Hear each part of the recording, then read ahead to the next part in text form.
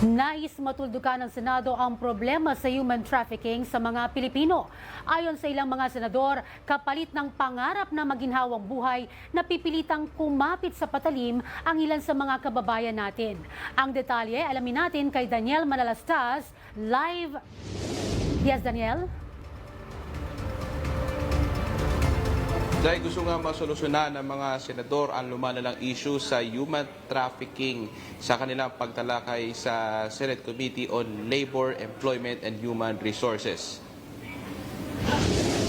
Sa pagdinig, binigyan diin ni Senador Raffy Tulfo na marami nangingibang bansa, subalit mailang kumakapit sa patalim kaya naman nalalagay sa alanganin. Ang resulta, lumalabas ang mga nangaabuso para kuhanin sila at ilagay sa iligal na trabaho. Tulad ng lumapit ng tumingin ng tulong sa senador. May mga babaeng dinala umano sa Malaysia bilang massage therapist, subalit iba ang nangyari. At tumarap sila kanina sa Senado. Yung massage therapist po, hindi po siya massage talaga. Parang front lang po yun eh. Tinraining po muna kami kung paano mag-massage. Yung nag-train po sa amin, kapwa po namin trabahante lang din po. Tapos, hindi po ako nag-start agad sa massage kasi akala ko yun lang po yung work namin. Dinala po kami agad sa pub.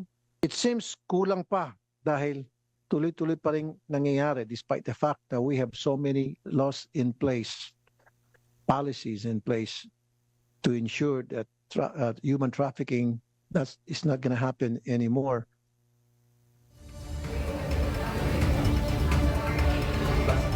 Kwento pa ng mga biktima, pinapainom sila ng alak at nilalagyan umano ito ng gamot at pakiramdam nila nangihina sila kapag nakainom na nito.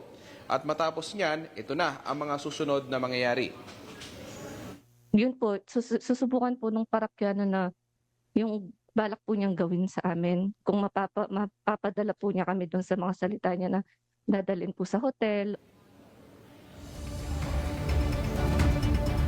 Samantala, ayon sa Department of Migrant Workers, hindi nila palalagpasin ang mga ganitong klase pang-aabuso at tinutugunan nila ang mga kasong katulad nito. Ito pong ahensya na binanggit ninyo kanina po sa video ay isa pong lisensyadong ahensya ito. At aalamin po namin, base sa database namin, kung meron po silang mga accredited employers o registered job orders, especially for therapists. Samantala, Zay, kakatapos lamang ng pagdinig ng komite at ngayong hapon, inaasahang nagkakaroon ng caucus ang mga senador hinggil naman sa posibleng impeachment trial ni Vice President Sara Duterte. Sakaling umakyat sa Senado ang reklamong impeachment. Zay?